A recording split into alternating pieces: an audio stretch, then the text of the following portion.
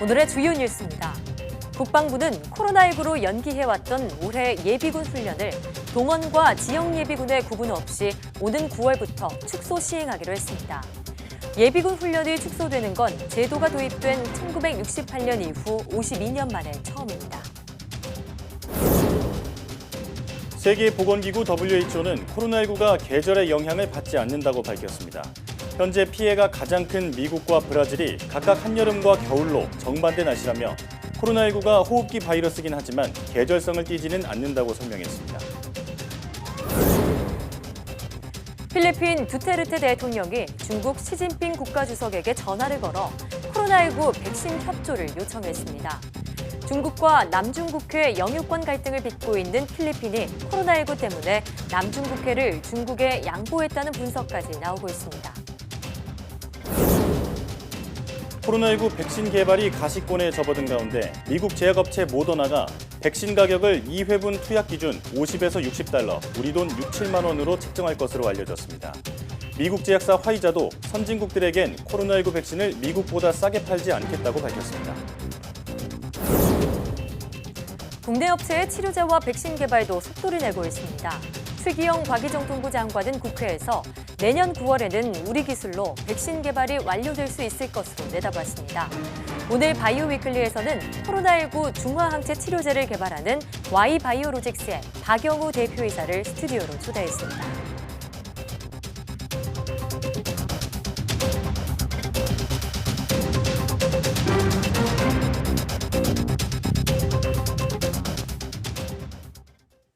여러분 안녕하십니까? 사이언스 투데이입니다.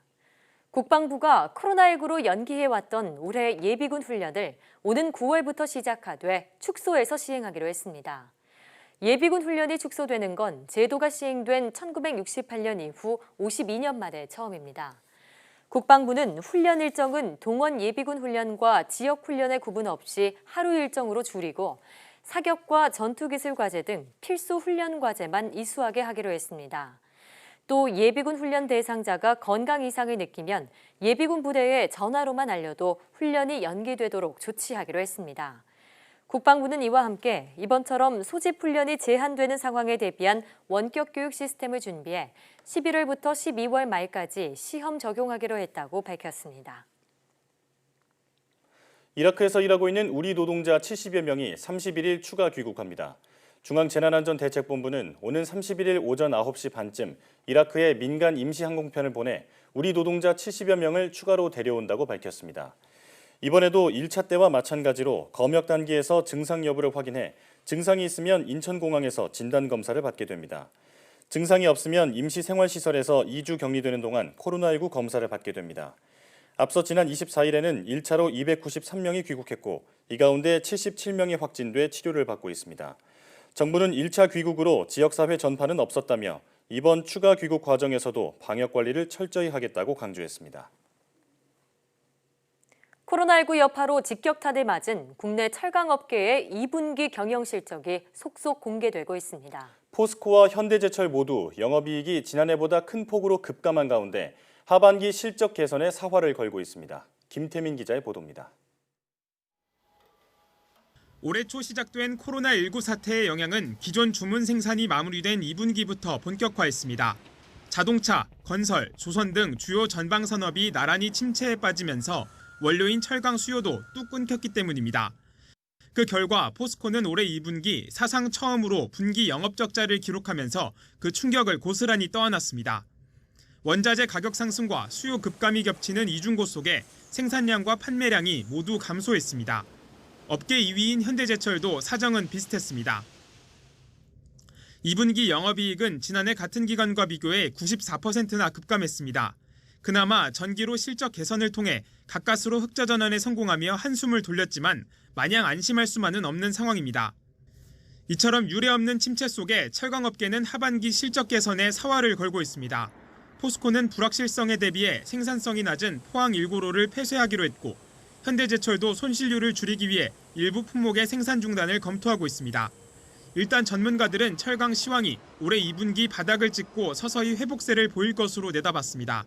판매량도 좀 확대가 되고 이제 판매 가격도 좀 올라가는 추세가 하반기에 이어질 것 같아서 실적적인 측면도 상반기보다는 하반기가 좀 더 좋아지지 않겠나 저는 그렇게 생각하고 있습니다.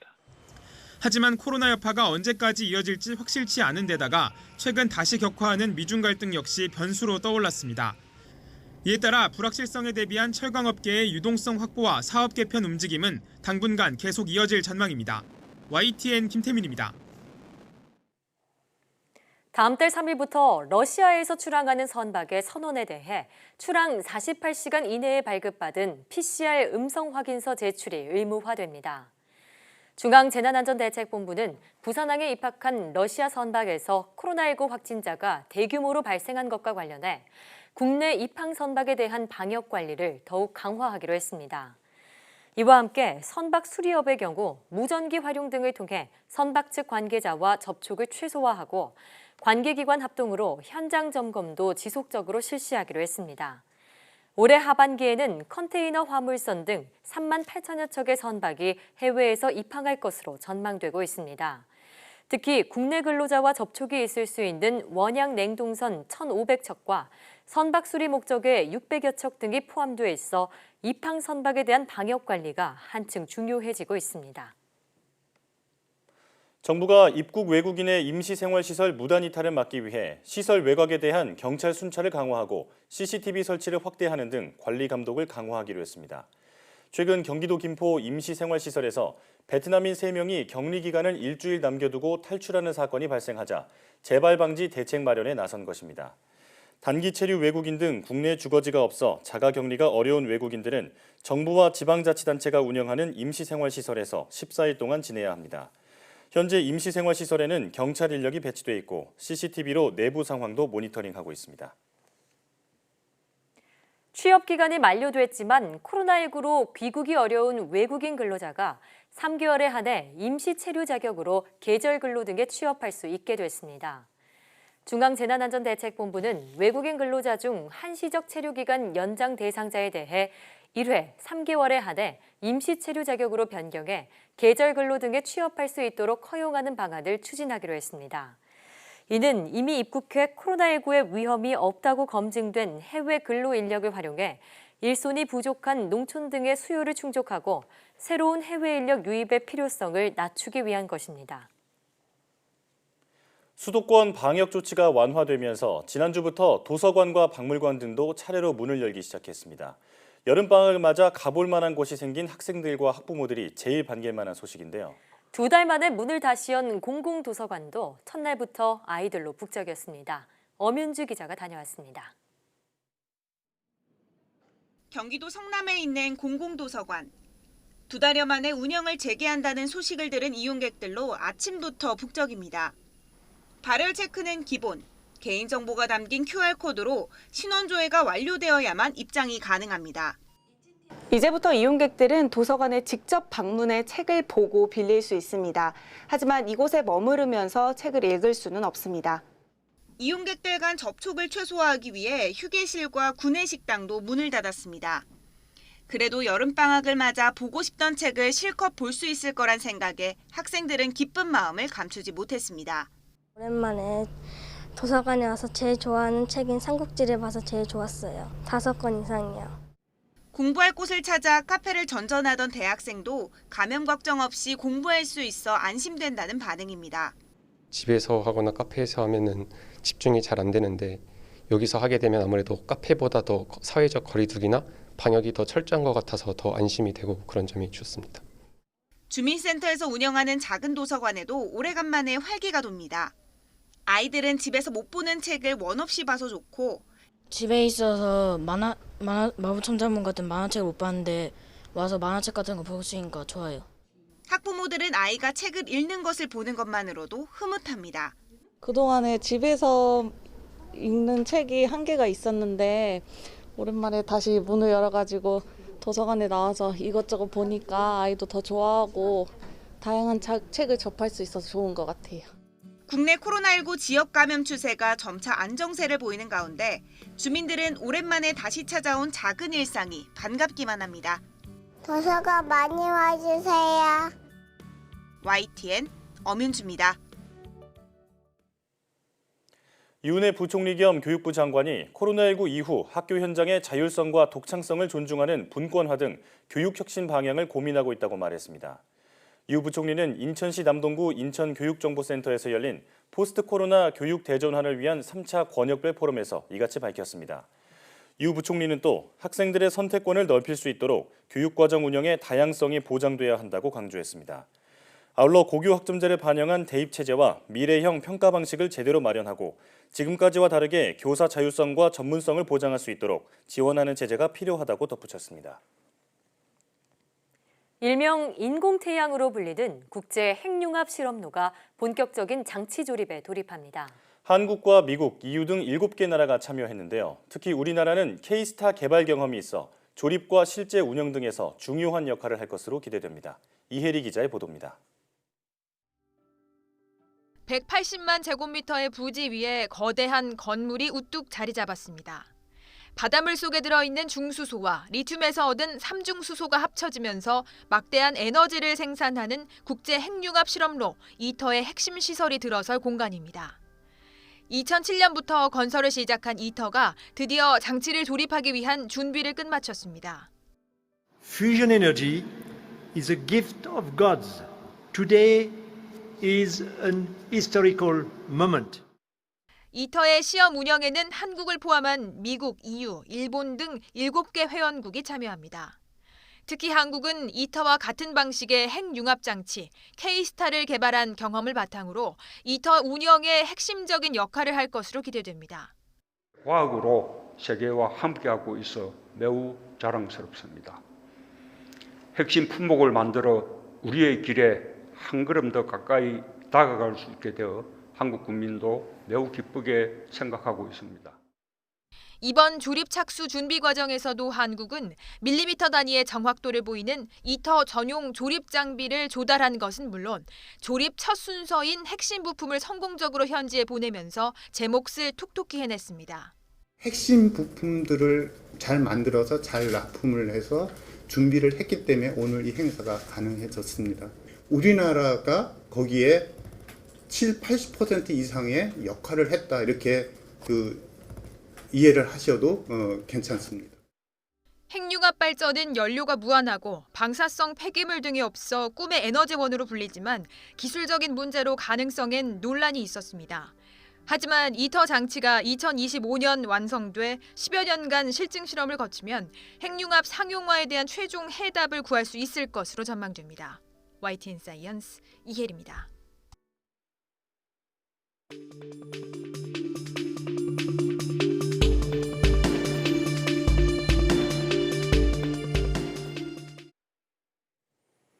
한 자릿수로 떨어졌던 하루 신규 지역 발생 확진자가 다시 두 자릿수로 올라섰습니다.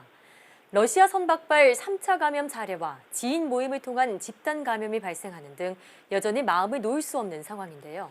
코로나19 브리핑 고려대학교 약학대학 김정기 교수 전화로 연결해서 자세히 이야기 들어보겠습니다. 교수님 나와 계십니까? 네, 안녕하세요. 네.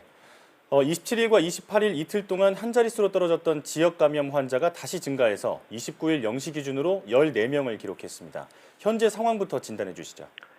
기본적으로 해외 유입 신규 확진자 같은 경우에는 이라크 근로자나 러시아 선박 확진자 등에 의해서 여전히 무시할 수 없는 수치를 나타내고 있습니다. 네.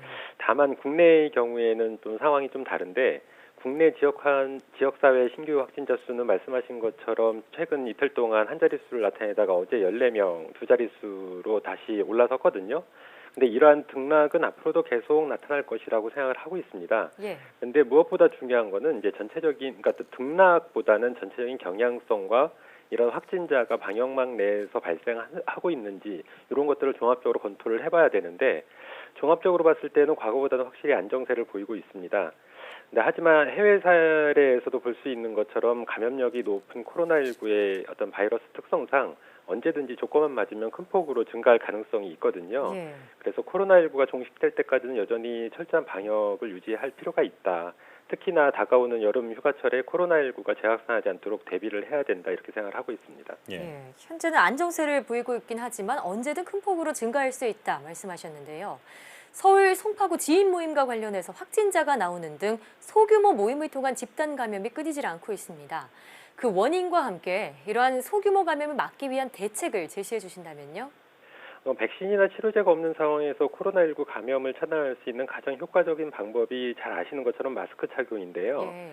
이 소규모 지인이라든가 아니면 소규모 모임에서는 마스크를 벗는 상황이 자주 발생을 하게 됩니다. 예. 그리고 어떤 차를 마신다든가 아니면 음식물을 섭취한다든가 이런 상황들 때문에 마스크를 벗게 되는 상황이 발생을 하게 되는데 이런 것 때문에 실제로 소규모나 어떤 지인 모임에서 집단 감염이 산발적으로 발생을 하고 있는 거고요. 네. 그래서 이거에 대한 어떤 대비책 같은 경우에는 가장 기본적으로 만약에 내가 어떤 의심 증상이 있을 때는 가급적 다른 사람들을 만나지 말아야 하고요. 예. 그리고 가급적이면 어떤 친구들이나 지인들을 만나서 음식을 먹는 행위 같은 거는 당분간 자제를 하는 게 낫겠다. 왜냐하면 마스크를 쓰고 음식물을 섭취할 수가 없기 때문에 마스크를 벗을 수밖에 없거든요. 그래서 이런 것들은 가급적 당분간은 피하시는 게 상책이 아닐까 이렇게 생각을 하고 있습니다. 예.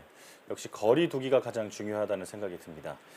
그런가 하면 제2의 대구가 되지 않을까 우려했던 광주 지역에서 최근 확진자가 거의 나오지 않고 있습니다. 방역당국이 주말까지 안정된 상황이 이어지면 현재 2단계인 사회적 거리 두기를 8월 3일부터 1단계로 낮추겠다 이렇게 발표했는데요. 교수님 의견은 어떠신가요? 방금 앵커께서 말씀하신 것처럼 광주는 최근 5일간 확진자가 1명에 그치는 등 그 지역 사회 감염 확산세가 굉장히 진정된 모습을 보이고 있습니다. 예. 그래서 보건당국에서 발표한 것처럼 실제로 이번 주 주말인 8월 2일까지 지금의 안정세, 그러니까 진정세를 유지를 한다면 다음 주부터는 1단계로 낮출 계획을 검토하고 있다라고 얘기를 하고 있는데요. 만약에 지금 상황, 이번 주말까지 이런 안정세가 지속이 된다라고 그러면 다음 주부터는 사회적 거리 두기를 1단계로 낮춰도 큰 무리는 없지 않을까 이렇게 조심스럽게 생각을 하고 있습니다. 네, 지금 같은 안정세가 유지되기를 바라겠습니다. 자, 7월 말이 되면서 학기가 마무리되어 가고 있습니다. 1학기를 돌아보면 학교 내 감염 추정 사례는 대전 초등생의 경우 단 한 건에 그칩니다. 우려했던 것보다 학교 내 감염 사례가 많지 않았던 요인은 무엇이라고 볼 수 있을까요? 실제로 우리 등교 수업을 추진을 하면서 많은 감염병 전문가들이 우려했던 부분이 학교 내에서 집단 감염이 발생할 가능성이 높다라는 부분이었는데요. 네. 실제로는 한 학기가 지나면서 말씀하신 것처럼 대전에 한 건밖에는 없었고 대전 사례도 이른바 N차 감염까지는 발전하지 않았거든요.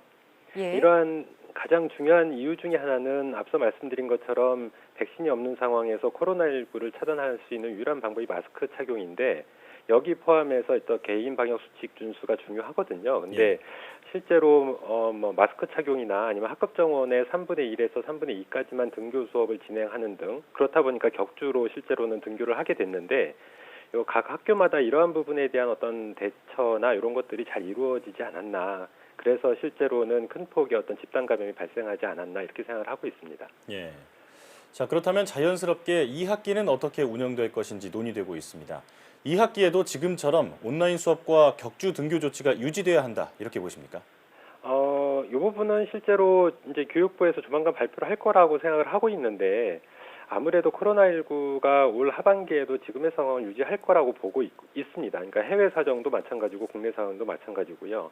그렇다 보니까 2학기 때에도 1학기와 유사한 수준으로 학교 내 방역 조치를 시행해야 하지 않을까 이렇게 생각을 하고 있고 조만간 발표될 교육부 방침도 대동소이하지 않을까 이렇게 생각을 하고 있습니다. 그런데 일부에서는 기본적으로 학급 정원 100%가 매일 등교하는 전면적인 등교 수업 얘기도 나오고는 있습니다만 이런 전면적인 100% 등교 수업은 지금까지 앞서 말씀드린 것처럼 발생하지 않았던 학교 내 감염이 발생할 가능성이 굉장히 높습니다. 그래서 굉장히 신중해야 될 필요는 있고요.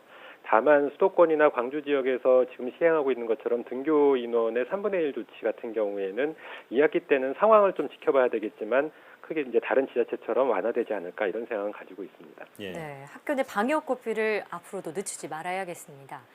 이제 학생들은 방학을, 직장인들은 여름 휴가를 앞두고 있는데요. 이 기간에 감염을 막기 위해서 어떻게 해야 할까요?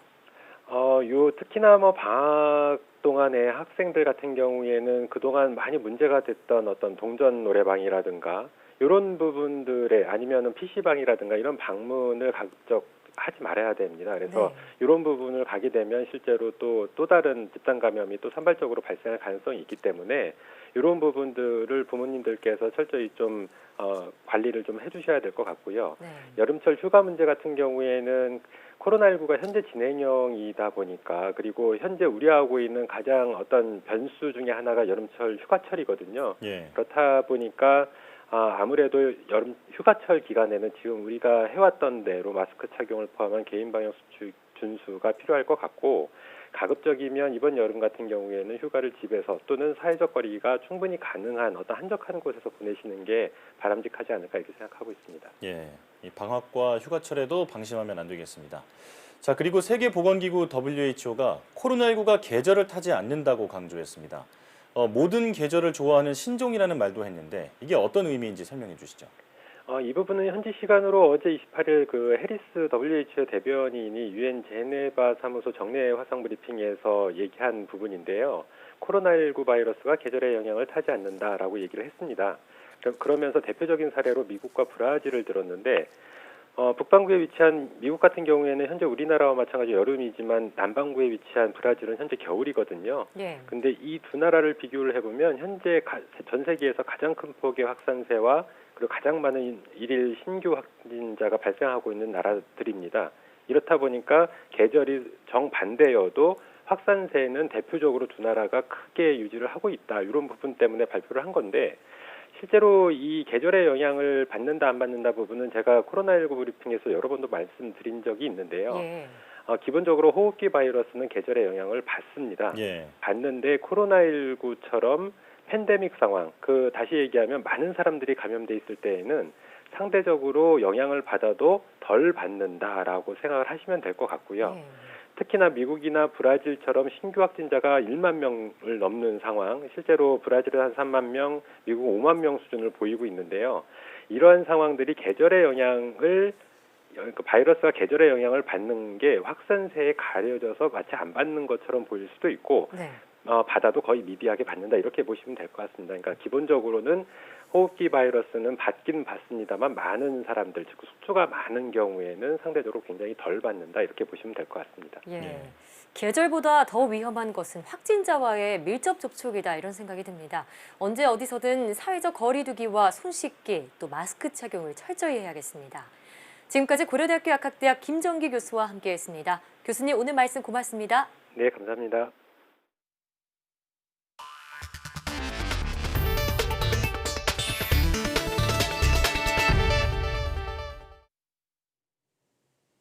세계보건기구 WHO가 코로나19가 계절을 타지 않는다고 강조했습니다. 누적 확진자 수가 세계 1, 2위인 미국과 브라질의 계절이 한여름과 겨울로 정반대라는 겁니다. 김원배 기자가 보도합니다. 세계보건기구 WHO의 마거릿 해리스 대변인은 현지 시각 28일 화상 브리핑에서 코로나19 바이러스의 전파에 계절은 영향을 미치지 않는 것 같다고 말했습니다. 해리스 대변인은 코로나19 피해가 큰 두 국가의 경우 현재 계절이 다르다고 지적했습니다. 누적 확진자가 440만 명으로 가장 큰 타격을 입은 미국은 한여름이지만 누적 확진자가 240만 명으로 2위인 브라질은 지금 겨울이란 설명입니다. 해리스 대변인은 코로나19가 비록 호흡기 바이러스이긴 하지만 계절성을 띠었던 다른 호흡기 바이러스와 다른 특징을 보이고 있다고 지적했습니다. This virus likes all weathers, but what it particularly likes is jumping from one person to another when we come in close contact. So let's not give it that opportunity. 해리스 대변인은 사회적 거리 두기와 손 씻기, 마스크 착용을 당부했습니다.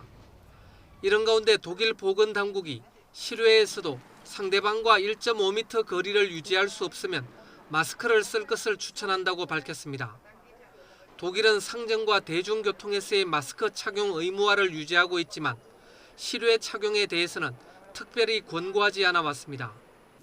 독일 보건당국은 최근 신규 확진자가 늘어나는 것과 관련해 2차 유행이 올 가능성을 경고하면서 위생 수칙을 강조했습니다. 독일의 1일 신규 확진자 수는 6월 이후 평일 300명에서 500명대 수준을 유지해오다가 최근 600명에서 800명대로 증가했습니다. YTN 김원배입니다. 코로나19 백신 개발이 가시권에 들어오면서 제약사별로 접종 가격이 얼마나 될지가 관심입니다. 현재까지 모더나와 화이자가 밝힌 입장을 보면 1인당 백신 가격은 대략 6, 7만 원 선이 될 것으로 보입니다. 보도에 박홍구 기자입니다. 나란히 백신 개발 최종 단계인 3상 시험에 들어간 미국의 제약회사 모더나와 화이자가 백신의 가격선을 제시했습니다. 모더나는 50에서 60달러, 우리 돈으로 6만 원에서 7만 2천 원 선을 책정했다고 영국 파이낸셜 타임스가 보도했습니다. 이는 1인당 2회분 투약을 전제로 한 가격이며 이 가격대는 미국이나 다른 선진국에 적용될 것이라고 신문은 전했습니다. 화이자는 미국 정부와 계약한 납품가보다 싼 가격으로는 팔지 않겠다는 입장입니다.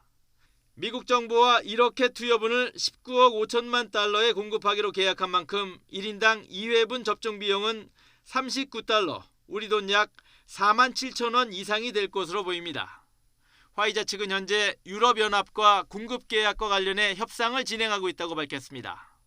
모더나와 화이자 모두 백신으로 이윤을 얻겠다는 방침을 이미 공식적으로 밝힌 상태입니다.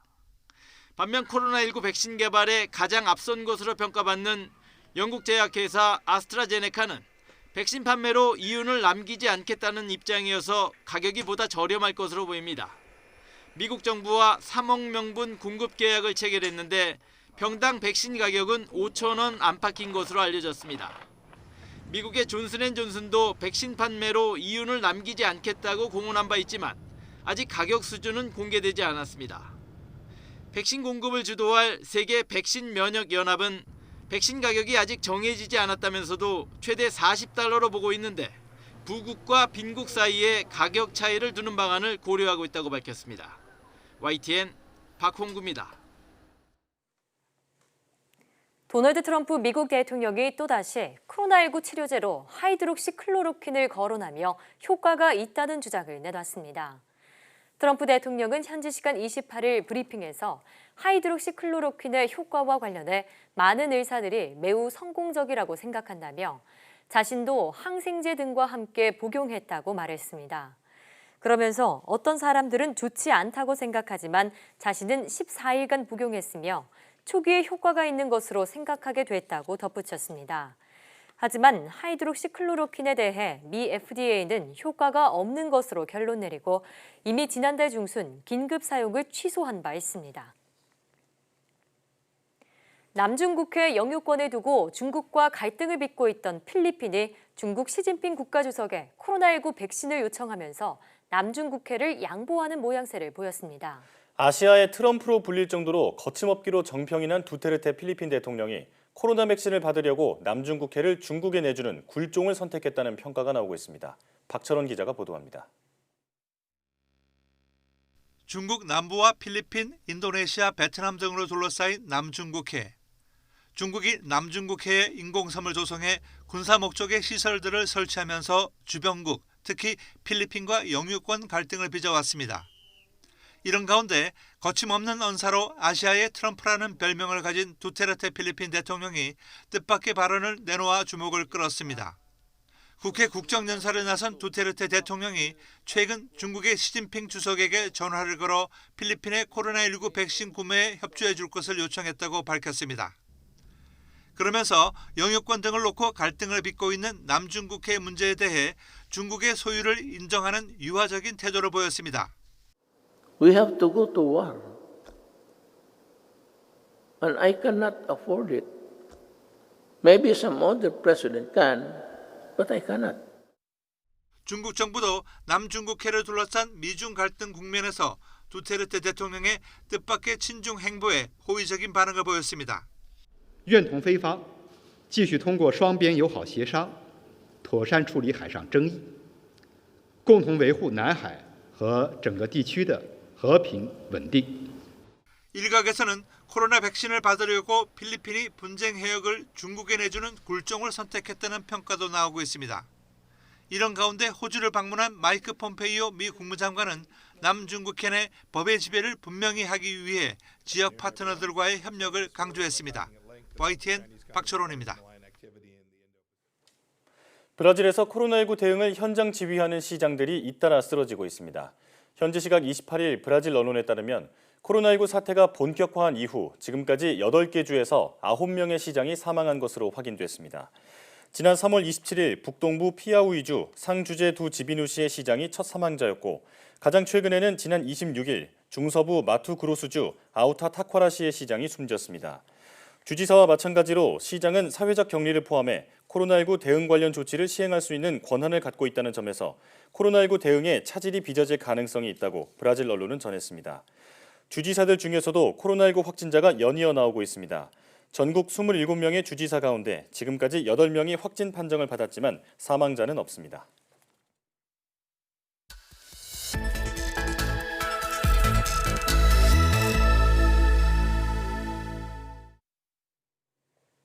다양한 바이오 이슈를 과학 기자의 시각으로 집중 분석하는 바이오 위클리 코너입니다. 이성규 기자와 함께하겠습니다. 어서 오세요. 안녕하세요. 어서 오세요. 이번 주 위클리 소식 전해주시죠. 코로나19 백신 관련 소식부터 전해드리겠습니다. 최기영 과학기술정보통신부 장관이 국회 업무보고에서 국내에서도 내년 9월쯤엔 코로나19 백신이 나올 것이라고 말했습니다. 다음이 모더나 백신 관련 소식인데요. 미국 바이오 기업 모더나가 개발 중인 코로나19 백신 가격을 6만 원에서 7만 원대에서 책정할 것으로 알려졌습니다. 이 마지막은 WHO 관련 소식인데요. 세계보건기구 WHO가 코로나19는 계절성을 띠었던 다른 호흡기 바이러스와는 달리 계절을 타지 않는다고 정례 브리핑에서 강조했습니다. 네, 백신 개발의 기대감이 커지고 있는 상황에서 이처럼 최기영 과기정통부 장관 역시 국내 코로나19 백신 개발 현황을 내년 9월쯤 예상하고 있다라고 밝혔는데요. 자, 이처럼 국내에서 코로나19 백신과 치료제 개발이 점점 가시화되고 있습니다. 오늘 바이오 포커스에서는 코로나19 중화 항체 치료제를 개발하고 있는 Y바이오로직스의 박영우 대표이사와 자세한 내용 알아보겠습니다. 어서 오십시오. 어서 오세요. 안녕하세요. 네, 박영우라고 합니다. 네. 자, 일단 그 사명이 Y바이오로직스잖아요. 예, 이 예. Y가 그 어떤 항체의 Y자 모양에서 나온 것 맞습니다. 같다 이런 생각이 예. 드는데 맞나요? 예, 맞습니다. 아, 네. 예. 자, 그렇다면 그 항체에 대해서 먼저 여쭤볼 텐데 뭐 항체가 뭔지, 뭐 중화항체란 말도 있고 좀 예. 말이 어렵거든요. 예. 어떤 의미인지 설명해 주시죠. 뭐 제가 중화항체에 대해서 설명을 드리는 예로 이제 코로나 바이러스를 가지고 설명드리면은 코로나 바이러스가 우리 몸에 이제 들어오면은 그 코로나 바이러스는 이제 항원으로 원인 물질이기 때문에 우리가 항원이라고 부르고요. 그러면은 이제 이 코로나 바이러스는 우리 세포에 감염하게 되고요. 그럼 이제 두 가지 형태로 존재하게 되는데 감염된 세포가 있고 코로나 바이러스 자체가 있고 그래서 여기에서 이제 코로나 바이러스 그러면 우리 몸은 들어오는 항원에 대해서 싸울 수 있는 그런 물체를 만들어야 되는데 그 물체가 바로 이제 항체라고 이제 저희가 부르는 거죠. 그렇군요. 그리고 모양이 꼭 그 Y자로 되어 있습니다. 알파벳 Y자를 닮아서요. 그래서 이제 항체의 개념에 대해서 설명해 주셨는데 이 항체 의약품은 최근에 이제 PD-1 이니비터나 뭐 카티와 같은 면역 항암제가 두각을 나타내고 있잖아요. 맞습니다. 전 세계 이 항체 치료제 어떤 동향과 전망에 대해서 한 말씀해 주시죠. 저희가 그 아까 말씀드린 이제 그 PD-1은 이제 2년 전에 노벨상을 이제 받은 그 물질인데요. 그 우리 몸에서 이제 암하고 싸우는 세포가 이제 T 세포라고 있습니다. 그 T 세포는 브레이크가 있고 이제 엑셀이 있는데 자동차처럼 브레이크에 해당하는 게 이제 PD-1이고 그래서 암 환자에서는 어떤 식으로 암 세포가 그 암세포를 죽이는 T세포의 그 브레이크를 걸어버리는 그렇기 때문에 이제 T세포가 작동을 못하고 이제 암이 생기는 거죠. 그리고 면역 항암제라는 거는 이제 PD-1에 대한 항체, 즉 다시 말해서 PD-1을 억제할 수 있는 항체이기 때문에 그 항체를 넣어주게 되면은 브레이크가 고장난 브레이크가 다시 이제 원상태로 되는 형태가 되죠. 그래서 궁극적으로 이제 그 환자는 몸에 있는 면역 시스템에 의해서 이제 암이 치유가 되는. 자, 항체에 대한 설명과 더불어서 항체 신약 개발 트렌드에 대해서도 잠깐 짚어주셨는데요. Y바이오로직스 역시 항체 신약 개발을 진행 중인 것으로 알고 있습니다. 자, 현재 주요 신약 개발 현황 소개해 주신다면요. 저희 회사는 이제 올해 지금 그 PD-1에 대한 면역 항암제를 이제 개발을 하고 임상 1상에 들어갔습니다. 그래서 호주하고 국내 한국하고 동시에 이제 임상 1상을 이제 진행하고 있고요. 저희가 이거를 개발하고 있는 이유는 이미 이제 선진국에서는 이제 개발을 했지만은 국내에서도 이거를 개발할 수 있는 제약사가 있어야만 이 면역 항암제, 왜냐하면 면역 항암 굉장히 고가거든요. 예. 그래서 이제 이런 국산 면역 항암제가 있어야 국민들이 이제 혜택을 볼 수 있기 때문에 예. 저희가 이제 과감하게 개발을 시작을 했습니다. 그렇군요. 지금 이제 면역 항암제 개발 이런 소식까지 전해주셨는데 이제 코로나19와 관련해서 사실 그 렘데시비르가 신약 재창출을 찾은 약이잖아요. 근데 좀 효과가 우리가 생각한 것보다 좀 덜하다. 네. 그래서 지금 이제 혈장 치료제나 네. 그 중화항체 치료제가 이제 대안으로 주목을 받고 있는데 혈장 치료제는 그 공급이 좀 불안정하니까 아무래도 좀 항체 치료제가 조금 더 안정적인 거 아니냐. 맞습니다. 이런 네. 의견이 많거든요. 네. 지금 와이바이오로직스도 이 코로나19 항체, 그 중화항체 치료제를 개발하고 있는 것으로 알려져 있는데요. 좀 어떤 내용인지하고 또 상용화 시점은 어느 정도 예상하는지 좀 말씀해 주세요. 저희가 이제 항체 개발을 전문적으로 하는 벤처이기 때문에 예. 코로나 사태가 터지면서 당연히 이제 저희 회사가 그거에 대한 이제 치료용 항체를 이제 개발에 뛰어들었고요. 예. 저희가 시작한 거는 한 4월 중순 조금 이제 늦게 이제 시작을 이제 했습니다. 그래서 코로나 항체에 대해서는 이제 저희는 두 가지로 저희가 접근을 했는데 저희가 굉장히 커다란 그 라이브러리가 있습니다. 항체 모임. 네. 모임이 있고 거기에서 코로나 바이러스가 감염에 이제 중요한 역할을 하는 그 스파이크 단백질 이거에 억제할 수 있는 항체를 저희가 라이브러리에서 선별을 했고요. 예. 또 두 번째로는 이제 저희가 충남대 병원하고 협업을 해서 환자 20명에서 완치된 환자죠. 예. 20명에서 저희가 코로나 저희가 항체를 다 뽑아내서 좋은 이제 후보들을 한 300개 정도를 저희가 비교해서 예. 그 중에서 제일 좋은 거 2개를 저희가 선정을 해서 예. 대량 생산을 이제 들어가려고 하죠. 그렇군요. 선생님 그 코로나19 중화항체 그 라이브러리에서 굉장히 유망한 항체를 이제 발굴했고 이제 곧 임상에 들어가겠다. 여기까지 전해 주셨는데 이제 이 항체 관련 기술 중에 이제 그 이중항체 기술 이런 게 있잖아요. 이 이중항체 기술은 이게 어떤 기술이며 이게 어디에 주로 응용될 수 있는 건지 좀 설명 좀 부탁드리겠습니다. 그 이중항체는 이제 코로나 항체하고는 이제 다른 거고 주로 이제 그 암 항암제를 개발하기 위해서 저희가 개발하는 건데요. 이중항체는 이제 말 그대로 2개의 항원을 잡을 수 있는 항체입니다. 예. 그래서 한쪽은 암세포를 붙잡고 한쪽은 암세포를 죽일 수 있는 면역세포를 특히 이제 T셀을 붙잡도록 디자인된 설계된 구조를 가지는 항체고요. 그래서 항원을 2개 잡는다 그래서 이제 이중 이제 항체고요. 그래서 저희가 그거를 핵심 기술로 플랫폼 기술로 저희가 이제 그거를 개발하고 있고요. 조만간 이제 저희가 이거를 기술 이전을 해서 이 기술을 이제 검증을 이제 받으려고 합니다. 예. 그 이중항체 관련해서 한 가지만 더 여쭤보면은 그 이제 PD-1이 굉장히 유망한 그 면역 항암제 기술이잖아요. PD-1이 항체를 이용하는 기술인데 만약에 이 PD-1이랑 이 이중항체 항암제를 같이 병용 처리할 경우에는 좀 우리가 좀 치료 효과를 좀 더 기대해 볼 수 있을까요? 네. 당연히 이제 그 병 치료를 해야 되는데요. 왜 그러냐면은 아까 면역 항암제 PD-1 면역 항암제는 그 T셀 그 암세포를 죽일 수 있는 그 면역 세포에 이제 브레이크가 걸려 있는 상태고 이 브레이크가 걸려 있는 상태를 암만 자극을 해도 브레이크를 풀어주지 않으면 제대로 작동이 안 되거든요. 그래서 아까 제가 말한 이중항체는 엑셀을 밟는 역할을 하고요. T세포가 작동하도록. 예, 작동하도록. 면역 항암제는 그 걸려 있는 브레이크를 풀어주는 역할을 하고. 그러니까 이거를 같이 안 쓰면은 이상하게 되는 거죠. 그래서 병용해서 사용할 경우 당연히. 효과가 더 크군요. 예. 그래서 향후에 모든 항암제 거의 대부분의 항암제들은 항상 브레이크를 풀어주고 또 다른 기존의 항암제를 써야 시너지가 이제 있게 되는 거죠. 그렇군요. 자, 오늘 항체와 항체 치료제에 대한 얘기를 듣고 있는데 그 앞으로 다양한 연구를 또 진행하실 계획이잖아요. 향후 사업 계획도 소개해 주시죠. 그래서 뭐 당분간은 저희가 면역 항암제를 빨리 임상을 맞춰서 국내 환자한테 이제 저희가 혜택이 돌아갈 수 있게 혜택이 돌아간다라는 건 저희가 저렴한 가격으로 공급을 하는 거고요. 지금 1년 치료비가 거의 1억 정도 되기 때문에 저희는 이제 선진국이라고 가정하기 때문에 미국이 아마 많이 안 깎아줄 겁니다. 그래서 자체적으로 이제 저희가 개발을 하게 되면 이제 가격이 내려가고요.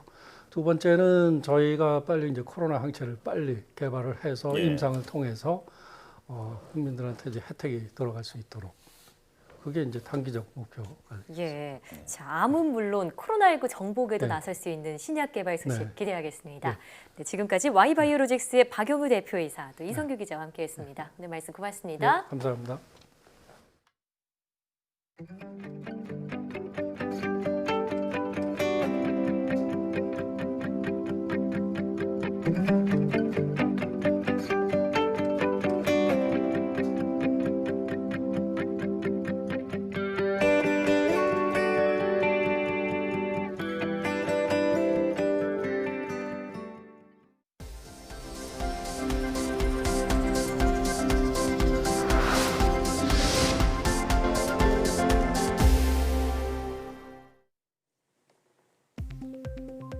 국내 연구진이 자체 개발한 5G 사물 인터넷 기술로 스마트 공장을 제어하는 데 성공했습니다. 한국전자통신연구원 에트리는 5G 산업용 사물 인터넷 기술을 이용해 경북 경산시 한국생산기술연구원 내 스마트 공장 내 자동화 설비 제어를 시연하는 데 성공했다고 밝혔습니다. 연구팀은 이번 시연에서 이동형 로봇의 실시간 제어와 휴대형 터치 패널을 이용한 생산 설비 상태 조작, 휴대형 VR 장비를 이용한 공정 상황 감시 등을 선보였습니다. 국내 연구진이 슈퍼컴퓨터를 이용해 코로나19 치료 후보 물질 11가지를 발굴했습니다. 대구 경북 과학기술원 장익수 교수 연구팀은 슈퍼컴퓨터 시뮬레이션을 이용해 코로나19 바이러스가 인간 세포에 결합하지 못하도록 하는 인공 단백질 후보 11가지를 디자인하는 데 성공했다고 밝혔습니다. 연구팀은 이 11가지 후보 물질 가운데 7가지를 실제 생산했다며 이들의 코로나19 치료 효능을 검증하기 위해 동물 실험을 할 계획이라고 말했습니다. 아이들이 소리를 탐색하고 만들고 교환할 수도 있는 아동 놀이용 팔찌가 개발됐습니다. 카이스트 이우훈 교수 연구팀은 웨어러블 기기에 소리 증강 기술을 접목한 아동용 팔찌 사운드웨어를 만들었다고 밝혔습니다. 이 팔찌를 여러 소리가 담긴 기기 위에 올리면 원하는 소리를 탐색해 찾을 수 있고 팔을 흔들어 소리를 내거나 기기 간의 소리를 교환하는 등 놀이에 활용할 수 있습니다. 연구팀은 이 팔찌가 기존 모바일 스크린 기반의 시각 증강 기술보다 창의적이고 탐색적인 방향으로 아이들의 놀이와 교육을 이끌 수 있다고 말했습니다. 차세대 태양전지로 주목받는 6기 태양전지의 제조 비용을 20분의 1 수준으로 낮출 기술이 개발됐습니다. 한국화학연구원과 경기대 연구팀은 6기 태양전지의 광활성층에 들어가는 신소재를 개발해 제조 비용을 20분의 1로 낮췄다고 밝혔습니다. 이번에 개발된 6기 태양전지의 광전 변환 효율은 9% 이상으로 기존 소재로 만든 6기 태양전지의 효율인 7%대보다 높았습니다. 핵융합 플라즈마 발생 장치와 대동 여지전도 등 4건이 국가 중요 과학기술 자료로 등록됐습니다. 국립중앙과학관은 국내 첫 핵융합 플라즈마 발생 장치와 국산 1호 항공기, 대동 여지전도 등 4건을 국가 중요 과학기술 자료로 등록하고 등록증을 수여했다고 밝혔습니다. 국가 중요 과학기술 자료 등록제는 과학기술에 관한 역사적, 교육적 가치가 높고 후대에 계승할 필요가 있는 자료를 등록해 보존 관리를 지원하는 제도로 지난해 12건이 처음 등록된 후 2번째로 시행됐습니다.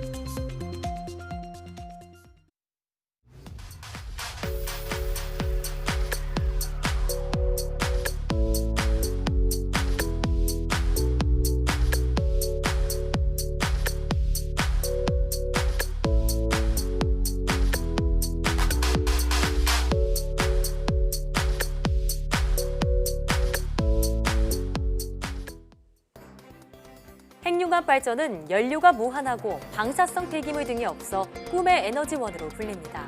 우리나라는 핵융합 장치 K-스타를 개발한 경험을 바탕으로 미국, EU 등과 함께 국제 핵융합 실험로인 이터의 조립에 돌입합니다. 이터는 오는 2025년에 완공될 예정인데요. 핵융합 에너지 시대로 나아가는 첫걸음에 대한민국의 과학기술이 큰 역할을 하고 있습니다. 사이언스 투데이 오늘 저희가 준비한 소식은 여기까지입니다. 함께해 주신 여러분 고맙습니다.